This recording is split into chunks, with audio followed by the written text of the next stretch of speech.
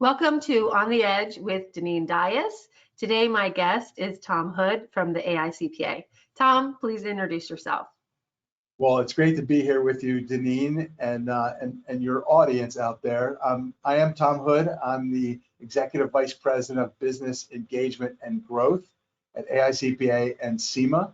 And a major piece of my job is really working with the large corporate community and the future of finance, which happens to have a really big tie-in to the idea of CAS and where CAS is going. So I'm anxious to talk about some of that with you today, Deneen. Yes, and I'm really looking forward to this discussion because I was at a conference this year and I uncovered that you have this CAS core training now for firms, which I think is fabulous because a lot of firms, there's training that the AICPA has for tax, there's training that the AICPA has for audit, but a lot of firms in this CAS space are looking for more education. And so finally seeing that you have this CAS core training for firms got me super amped because it's really desperately needed in this space.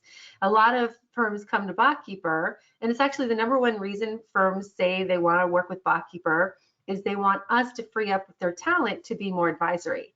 But then the talent doesn't have that skill set.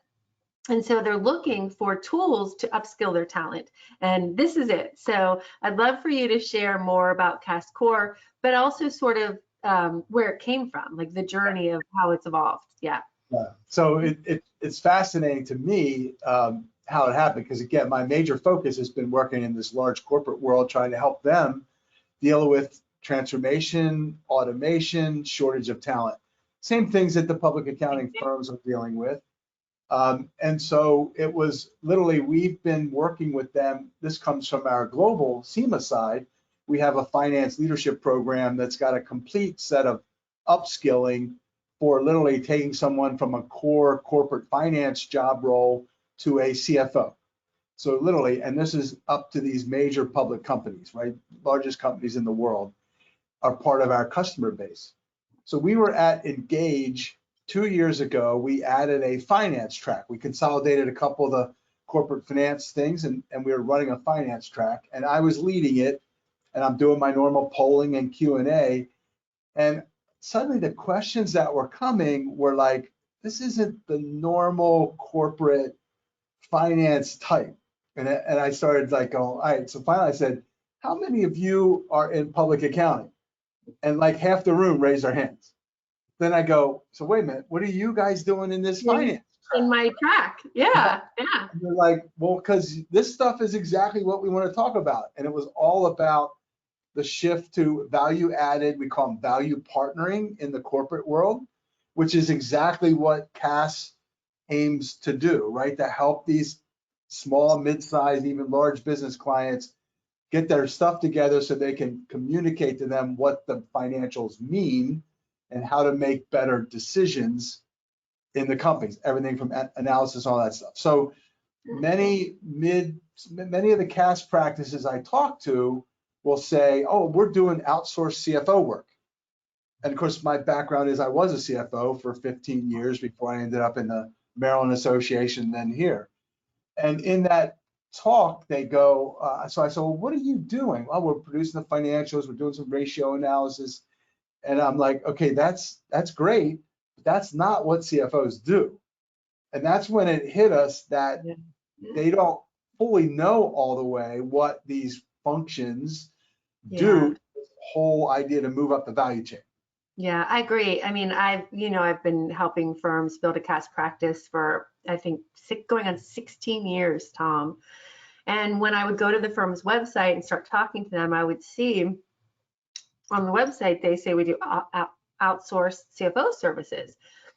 But then when I would talk to the firms and I would dig in to say, how are you, delivering these services? What tools are you using? I'm like, I don't think you're really doing CFO services. You're saying you are, but I think it has been a little bit of that disconnect. So yeah, I think it's really interesting that I'm not surprised that firms were attending your track at Engage 2 years ago, Yeah. Because again, they don't know where to go. Like they're building this new part of the firm, this new part of the practice. It's the #1 fastest growing revenue source, Correct. but it's still a newer, I say it's a muscle, right? It's a newer muscle. They built the tax and audit muscle. This CAS muscle is a new muscle. So Correct. they're looking for content. That's why they're finding you. And it's perfect correlation between what you're doing for large corporations, finance teams that the firms can participate and learn from. So this is, it's kind of awesome because so the digital CPA, obviously in December, I think it's in Vegas this year, is the perfect place to go deeper in this. I know you guys are always there. Yeah.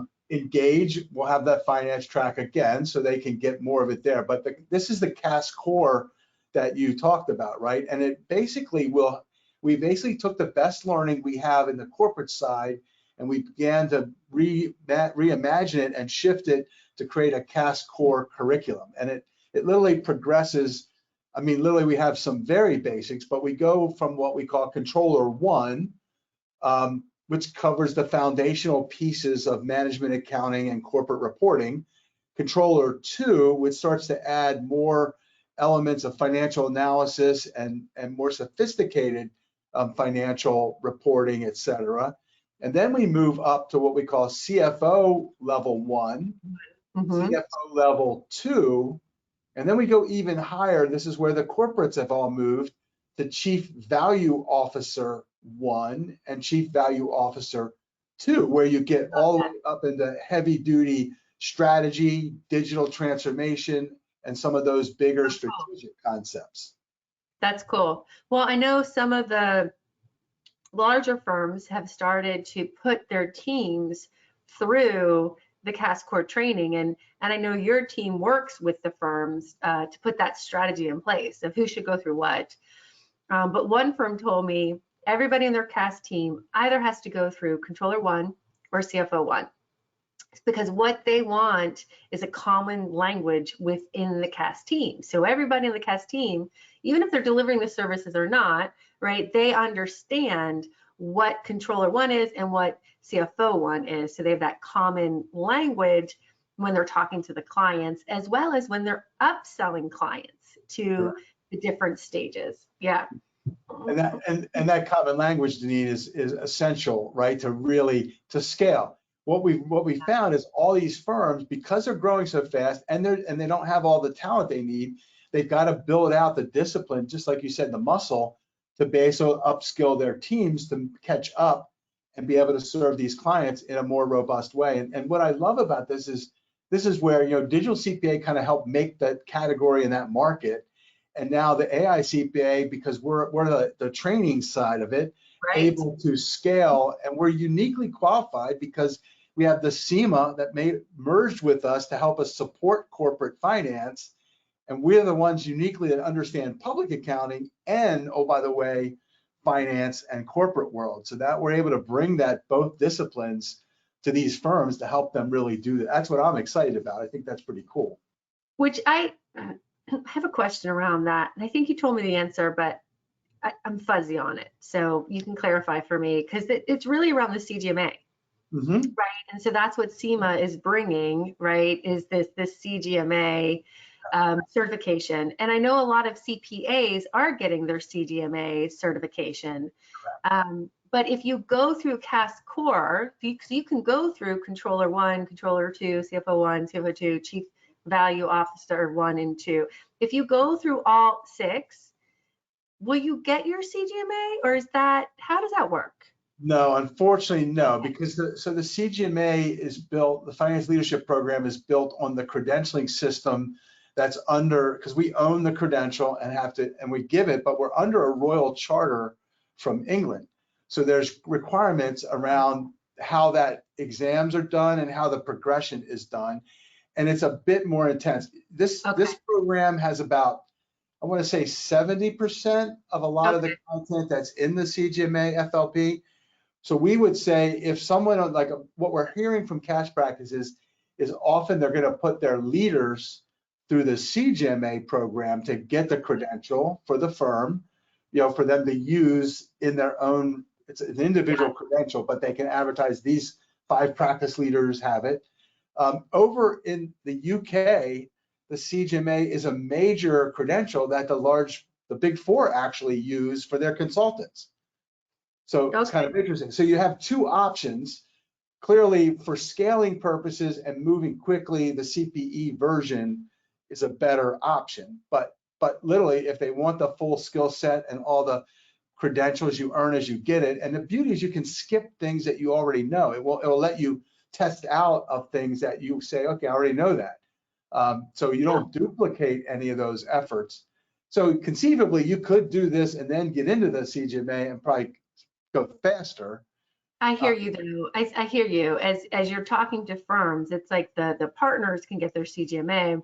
The talent in the accounting side and the CAS side don't need to go through all the different modules, but should be going through, depending on their level, the controller or the CFO one. So then again, everyone has that common knowledge, and then the partner has the CGMA, and so there's synergy amongst the team. I like that. And it's a lot of the same concepts and language, so you'll get that from that standpoint. Yeah, I like that. Well, you mentioned that there's some new things coming. So give us a sneak peek into how it's evolving. Like, we built this thing really quick. So we took a lot of the core stuff from our CGMA program and converted it to a more CPE friendly version. Unfortunately, it wasn't really interactive. It didn't have the scenario work that we had in the full blown CGMA program, right? So the feedback we got from firms were, we think it could be a lot more interactive. We want more of the practice aids, like those kind of things. So working with our learning team, in fact, at Digital CPA this year, we're going to do it as part of the CGMA, the CAS practice group that the Digital CPA has. We have too many acronyms here, Deneen. So we get together at Digital CPA in front of the CAS advisory group. We're going to share the latest version of this based on the feedback from the firms who have really been early adopters and started using it. So based on their feedback, we're going to create, it's going to have some interactive components. It's going to have some collaboration pieces, because we think if they would collaborate as cohorts, so in other words, instead of just assigning it to 5 people, we're saying you should get them together on some periodic by level, controller 1s. I like that. And then share, because there's so many great concepts that we know the learning gets better when you go, oh, I got this out of that program, and Deneen, you got that. Right. Wow, put it together. Now we, right? Yeah, they learn from each other. They absolutely learn from each other. And it's like, oh, I took this and I tried this and this worked. Or I tried this and it didn't work. So I'm now tweaked it to do it this way. And then they're learning from each other.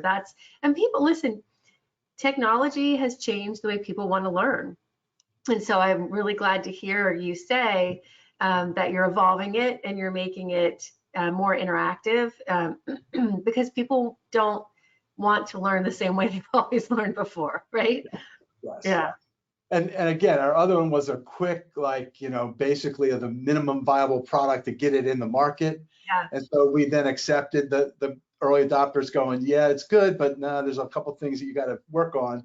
And we got right to work on it, and we're ready to come back and go, here's some ideas of what's going and how it's working. We'll probably have controller 1 and 2 done by December in its new format, and quickly moving to the other forms, so they're kind of moving up the scale quickly. That's great. Well, and technology is changing the way firms are offering these services. I mean, that's where Botkeeper sits, and AI, you can't turn the TV on right now and not see something about AI. And I know AI is a very general term. There's different kinds of artificial intelligence. There's robots, right? There's the large language models.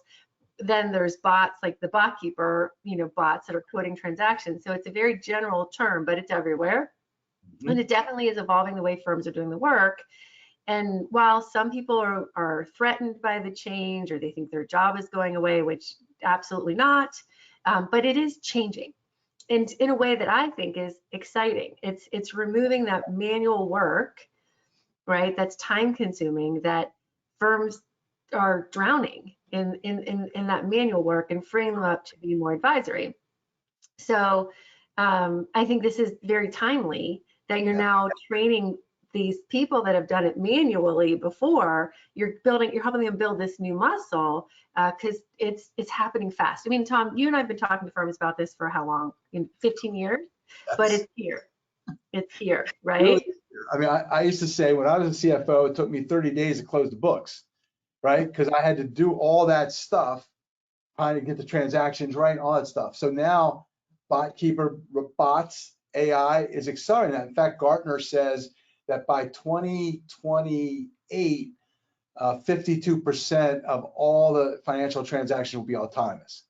And I know that's what you guys are part of that. So to your point, though, you're right. This is time to excite your people that this is where you get rid of the drudgery and use the brain that you were taught about in accounting and finance. So it's adding value to the numbers to your client, which is exactly what's going on in the large corporate world. That's what we call that, right? Finance business partner, chief value officer, chief future officer. We're going from a windshield view to a rear view mirror to a windshield, right? That's the idea here. So strategic insights is what you're going to be able to do, and this is teaching you how to do that. Right.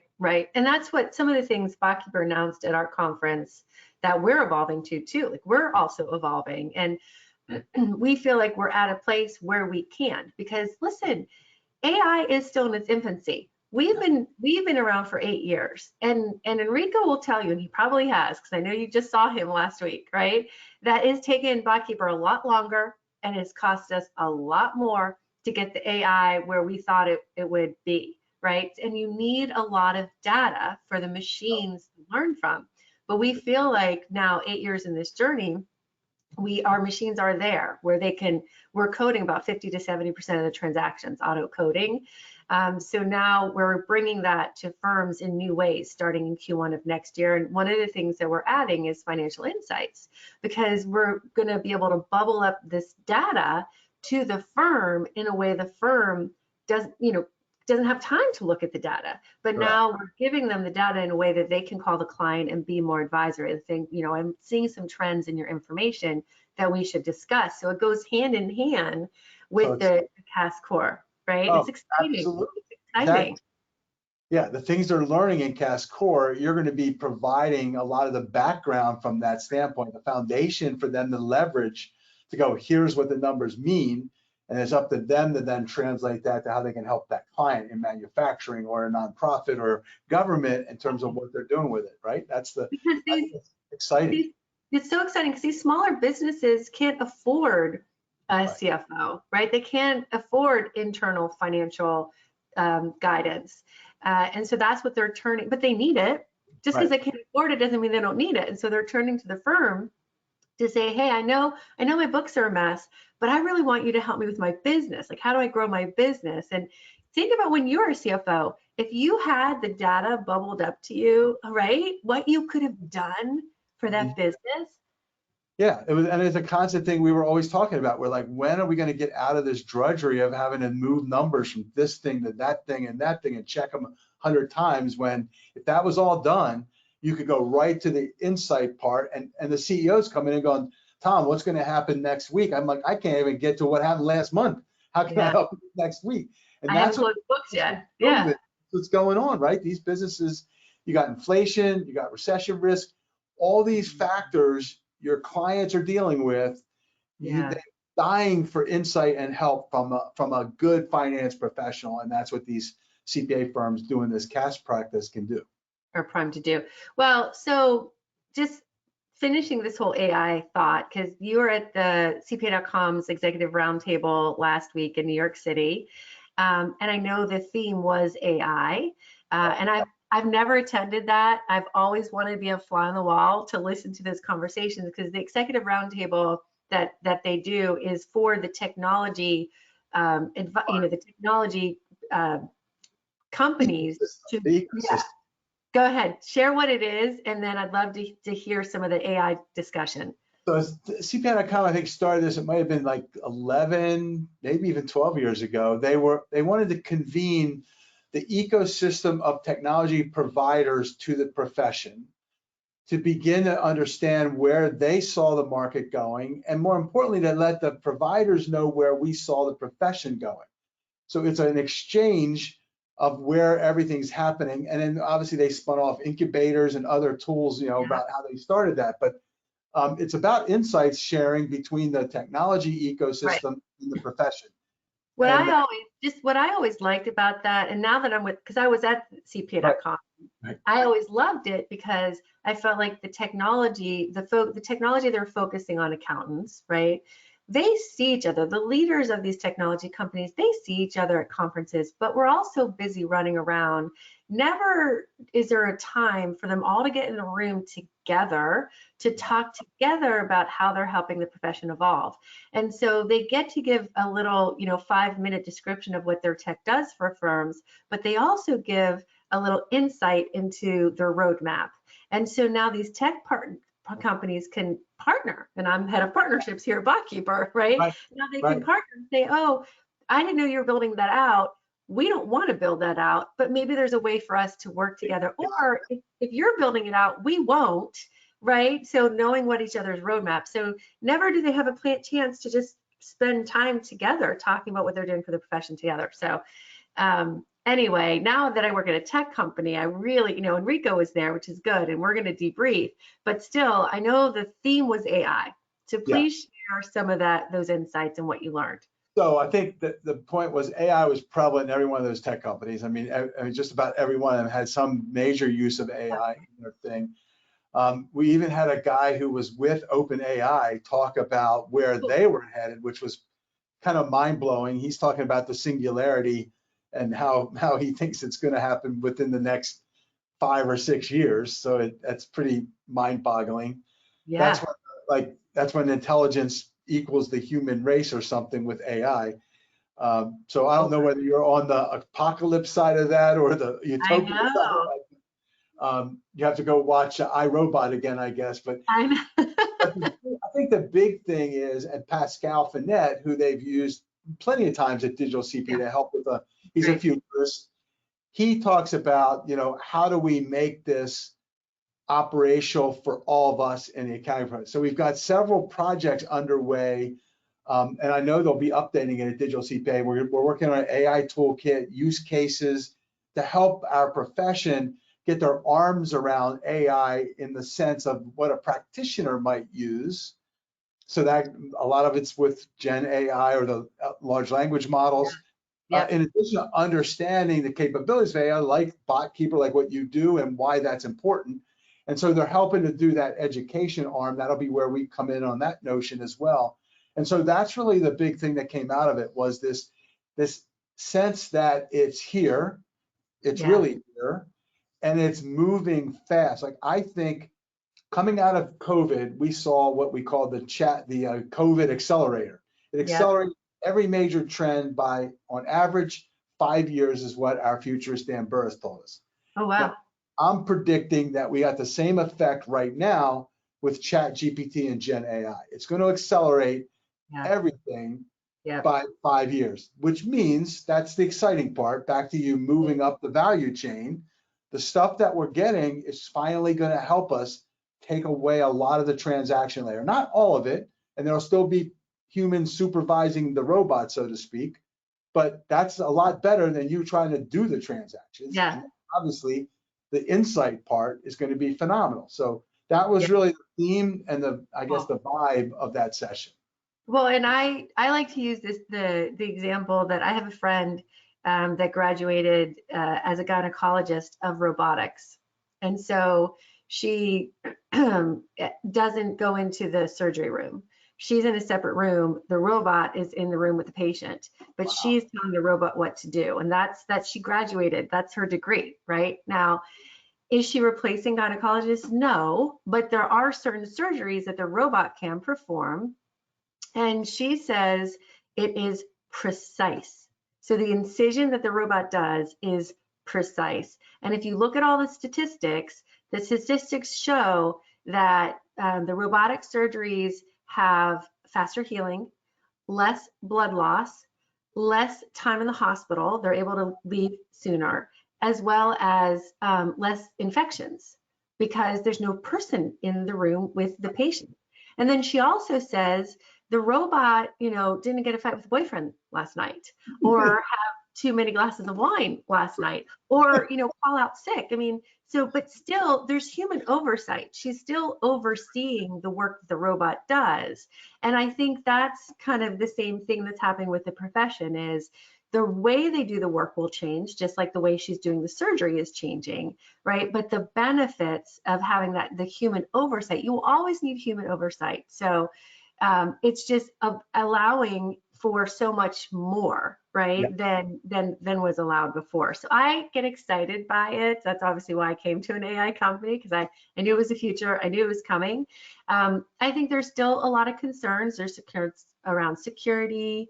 So there's a lot that we still have to learn. So I'm really glad that the AICPA and CPA.com is taking a leadership role here in helping make sense of it all. I think the concern with, chat and Botkeeper is not, firms are always asking us, are you embedding chat GPT into Botkeeper? The answer is no, because it's open. And so that open sort of information, everybody can feed information, good and bad and what have you. But I think it's going to evolve. It's still in its infancy. It's going to evolve. And it's only what, 8 or 9 months old. So it's new. It just came to the market. Yeah. It's insane.